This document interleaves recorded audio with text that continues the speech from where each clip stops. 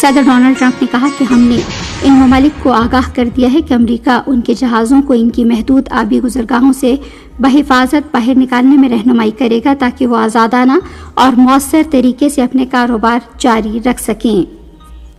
امریکہ کے صدر Donald Trump کے اس اعلان کے بعد کہ ان کا ملک آبنائے ہرمز میں پھنسے ہوئے تیل بردار بحری جہازوں کو نکالنے کی کوشش کرے گا، تیل کی قیمتوں میں آج کمی کا رجحان ہے۔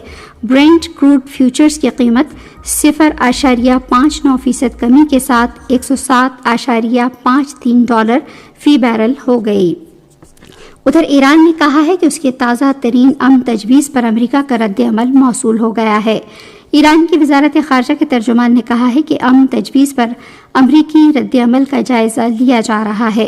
خبر رساں ادارے تسنیم کے مطابق ترجمان اسماعیل بقائی نے کہا کہ اس مرحلے پر دونوں ممالک نے جوہری مذاکرات پر کوئی بات چیت نہیں کی، جو امریکہ کا ایک اہم مطالبہ ہے۔ یورپی یونین کے 30 ممالک کے رہنما اور کینیڈا کے وزیر اعظم آج آرمینیا کے دارالحکومت ایروان میں ہونے والے یورپی کمیونٹی سربراہ اجلاس میں شرکت کریں گے۔ یورپی یونین اور آرمینیا کے درمیان پہلی 2 طرفہ سربراہی کانفرنس بھی کل منعقد ہوگی، جس میں یورپی کمیشن کی صدر ارسولا وان ڈر لائن اور یورپی کونسل کے صدر انتونیو کوسٹا شرکت کریں گے۔ معروف ڈرامہ نگار اور شاعر شوکت تھانوی کی 63ویں برسی آج منائی جا رہی ہے۔ شوکت تھانوی 1904 میں پیدا ہوئے۔ انہوں نے مختصر کہانیوں، ناولوں اور مضامین کے مجموعوں سمیت تقریباً 60 کتب تصنیف کی۔ اردو ادب کے لیے ان کی خدمات کے اعتراف میں انہیں تمغہ امتیاز سے نوازا گیا۔ وہ 1963 میں آج کے روز لاہور میں انتقال کر گئے تھے۔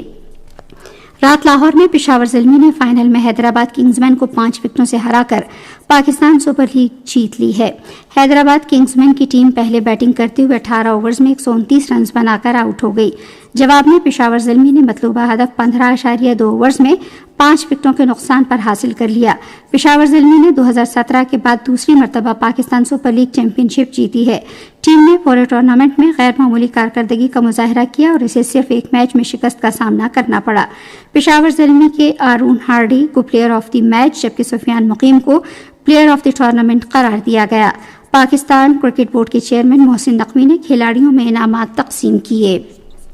وزیر اعظم محمد شہباز شریف نے بھی لاہور میں پاکستان سپر لیگ کا فائنل میچ دیکھا۔ وزیر اعظم نے دونوں ٹیموں کے کھلاڑیوں سے ملاقات کی۔ انہوں نے دونوں ٹیموں کی انتھک محنت، لگن اور شاندار کارکردگی کو سراہا۔ پاکستان اور زمبابوے کی خواتین ٹیموں کے درمیان 3 میچوں کی سیریز کا پہلا ایک روزہ بین الاقوامی کرکٹ میچ آج کراچی میں کھیلا جائے گا۔ میچ پاکستان کے میری وقت کے مطابق سپہر 3:30 بجے شروع ہوگا۔ دونوں ٹیمیں اس ماہ کی 12 تاریخ سے 3 T20 میچز بھی کھیلیں گی۔ 2 روزہ بین الاقوامی نارووال امن مکالمہ 2026 کل نارووال میں شروع ہوگا۔ یہ اعلان منصوبہ بندی و ترقی کے وزیر احسن اقبال نے نارووال میں ذرائع ابلاغ سے گفتگو کرتے ہوئے کیا۔ احسن اقبال نے کہا کہ 20 سے زائد ممالک سے مندوبین اور عالمی شخصیات کی اس مکالمے میں شرکت متوقع ہے۔ منصوبہ بندی کے وزیر نے بتایا کہ 4000 سے زائد طلباء اور 200 سے زائد ماہرین نارووال امن مکالمے میں حصہ لیں گے۔ انہوں نے کہا کہ قومی ترقی کے لیے امن ضروری ہے اور سماجی ہم آہنگی اور باہمی افہام و تفہیم کو فروغ دینے کی ضرورت ہے۔ وزیر خزانہ کے مشیر خرم شہزاد نے کہا ہے کہ مشکل عالمی حالات کے باوجود موجودہ مالی سال کے پہلے 9 ماہ کے دوران پاکستان کے کاروباری شعبے کی آمدنی میں پائیدار اضافہ ہوا۔ Social media platform X پر ایک بیان میں انہوں نے کہا کہ کم لاگت کے باعث مضبوط آمدنی میں طلب اور کھپت میں بہتری لائی ہے۔ انہوں نے کہا کہ متعدد شعبوں نے غیر معمولی ترقی دکھائی اور کارپوریٹ کارکردگی مستحکم بحالی کی عکاسی کرتی ہے۔ مشیر نے بتایا کہ دوا سازی کے شعبے نے موجودہ مالی سال کے پہلے 9 ماہ میں 36% ترقی ریکارڈ کی ہے۔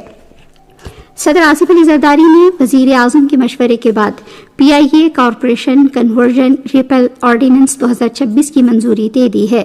آرڈیننس کا مقصد PIA کے اثاثوں کی منتقلی کے عمل کو مکمل کرنے کے لیے قانونی تقاضوں کو پورا کرنا ہے۔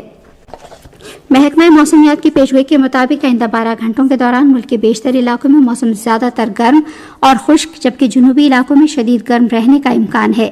تاہم بالائی خیبر پختونخوا، گلگت بلتستان، کشمیر، شمال مشرقی اور مشرقی پنجاب، خطہ پوٹوہار اور گرد و نواح میں مطلع جزوی طور پر ابرآلود رہنے، کہیں کہیں تیز ہوائیں چلنے اور گرج چمک کے ساتھ بارش متوقع ہے۔ اس دوران کشمیر، خطہ پوٹوہار اور شمال مشرقی پنجاب میں کہیں کہیں ژالہ باری بھی ہو سکتی ہے۔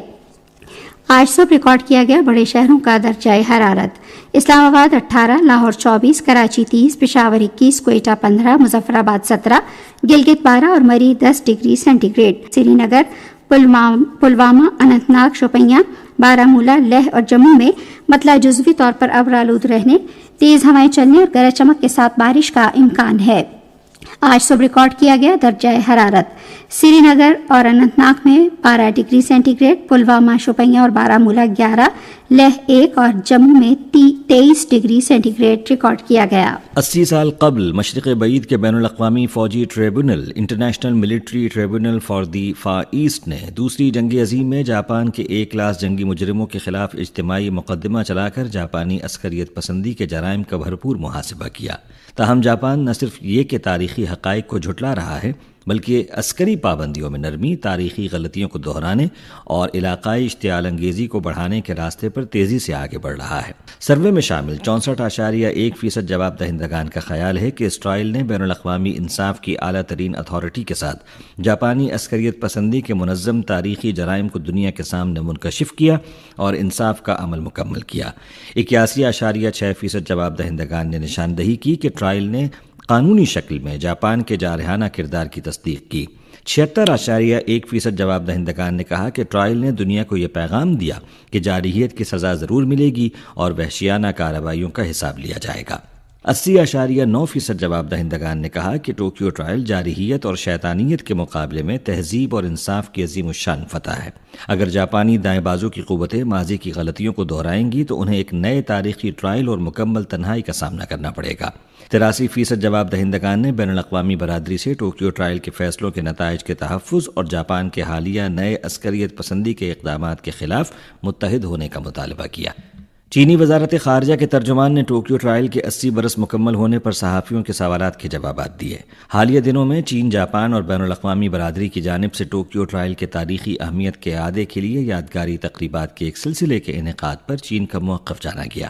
اس سوال کے جواب میں ترجمان نے کہا کہ 3 مئی 1946 کو جاپان کے غیر مشروط ہتھیار ڈالنے کے انتظامات اور اتحادی افواج کے سپریم کمانڈر کے جاری کردہ مشرق بعید کے بین الاقوامی فوجی ٹریبونل کے چارٹر کے مطابق بین الاقوامی فوجی ٹریبونل باضابطہ طور پر شروع ہوا۔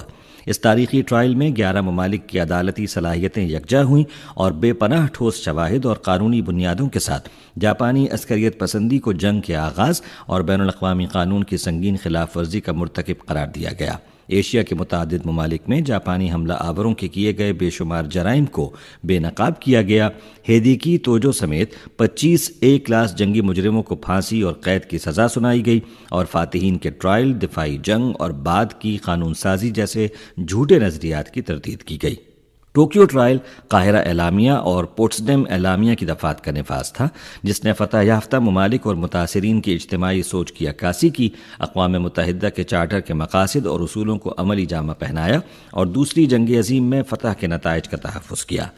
چینی وزارت خارجہ کے ترجمان نے کہا کہ ٹوکیو ٹرائل نے ضمیر کی آواز سنی اور تاریخی انصاف پر مبنی فیصلہ سنایا اور نیورنبرگ ٹرائل کے ساتھ مل کر فاشسٹ جنگی مجرموں کو ہمیشہ کے لیے تاریخ کی شرمناک جانب کھڑا کیا۔ ان دونوں بڑے ٹرائلز کے حامل تاریخی انصاف کو نظر انداز نہیں کیا جا سکتا، ان کی قانونی حیثیت کو چیلنج نہیں کیا جا سکتا اور ان کے قائم کردہ جنگ کے بعد کے بین الاقوامی نظم کی بنیادوں کو ہلایا نہیں جا سکتا۔